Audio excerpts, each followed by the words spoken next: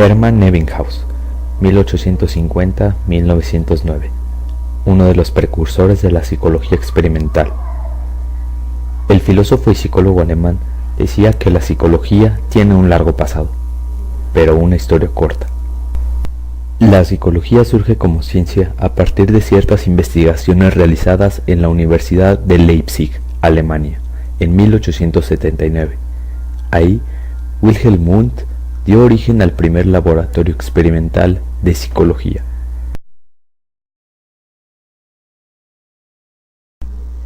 Sin embargo, como Ebbinghaus lo señalaba, la historia de la psicología tiene un amplio desarrollo.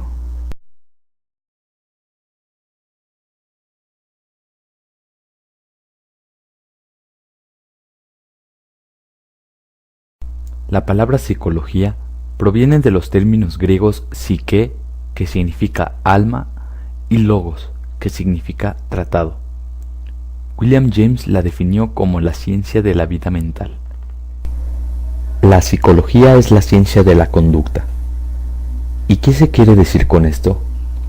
La palabra conducta se debe interpretar como cualquier proceso o actividad humana que pueda observarse y medirse objetivamente, es decir, que sea razonablemente libre de juicios de valor, preferencias personales y prejuicios, para que los observadores imparciales estén de acuerdo con la descripción. Puede ser definida como la ciencia de la conducta, y hacer inferencia para estudiar procesos que no se pueden observar ni medir directamente, como la motivación, el aprendizaje, la personalidad, entre otros fenómenos llamados estructuras o constructos hipotéticos dentro de la psicología. Los primeros estudios parten de la filosofía y posteriormente del interés de los procesos sensitivos demostrados por la biología y los principios de la física.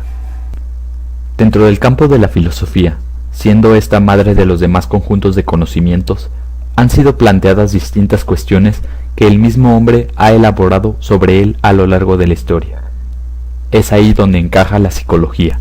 La relación cuerpo-alma y el problema del conocimiento destacan entre estos planteamientos, formándose así las distintas corrientes del pensamiento. Empezando con Platón, que tenía una concepción dualista de la naturaleza humana, establecía que el cuerpo es una cárcel para el alma, y que esta última es distinta al cuerpo. Y para justificar el problema del conocimiento, él pensaba que el mundo real no es la base del conocimiento, sino un mero reflejo de éste.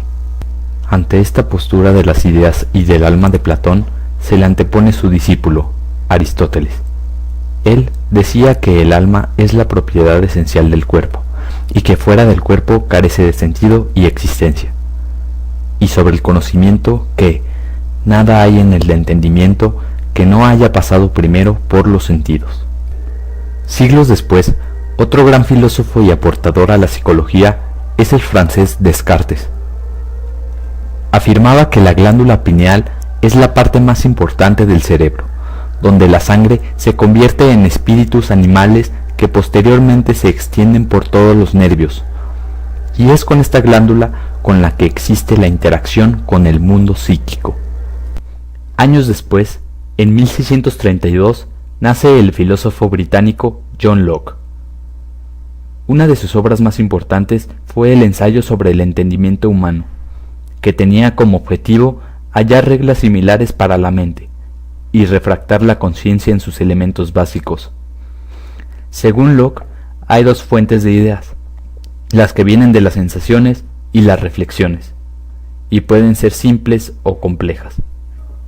En el siglo XIX, el padre de la sociología, Auguste Comte, negó la posibilidad de que hubiera una ciencia de la mente, porque ésta podía estudiar todos los fenómenos, pero no los propios, al tiempo que John Stuart Mills refutó su afirmación y propuso una ciencia de la mente con un modelo químico de las operaciones mentales, en el que las ideas se funden para crear otras más complejas, y un método para estudiar sus contenidos. Sentía que era necesaria una subdivisión de la psicología, y así dio paso a la etiología, ciencia que estudia las causas de las cosas. Fue así como la filosofía fue precursora de la psicología, formalizándose como tal en 1879 con el ya mencionado Wilhelm Wundt. Con el establecimiento de la psicología como ciencia, se desarrollaron distintas tendencias que fueron formando a la psicología actual. En 1892, uno de los más brillantes discípulos de Wundt, el psicólogo inglés Edward Titchener, emigró a Estados Unidos y se hizo cargo de un nuevo laboratorio de psicología experimental en la Universidad de Cornell. Allí dio a conocer las ideas de Wundt y se convirtió en el líder del movimiento conocido como estructuralismo. Los estructuralistas creían que los psicólogos debían estudiar la mente humana. Se orientaron hacia el análisis de los elementos de los fenómenos mentales, descubrieron las conexiones entre los diferentes elementos y las explicaron por medio de la localización de las estructuras correspondientes del sistema nervioso. El estructuralismo busca entender cómo está conformada la mente humana. William James, eminente psicólogo estadounidense, junto con John Dewey, el famoso filósofo y educador, compartían que se debía estudiar el funcionamiento de los procesos mentales y una amplia gama de otros temas, que incluyen la conducta de niños y animales, problemas de anormalidad y diferencias individuales entre las personas. Se debía disponer de libertad para utilizar los métodos de observación, tanto el introspectivo como el objetivo, y se debe aplicar la psicología a actividades prácticas, como la educación, la legislación y el comercio. John Watson apoyaba la idea de que los psicólogos fueran objetivos y que el principal tema de estudio era la conducta. El objetivo era predecir, describir y controlar la conducta, entendiéndose a ésta como aquello que es observable. Considera el entorno como un conjunto de estímulos-respuesta.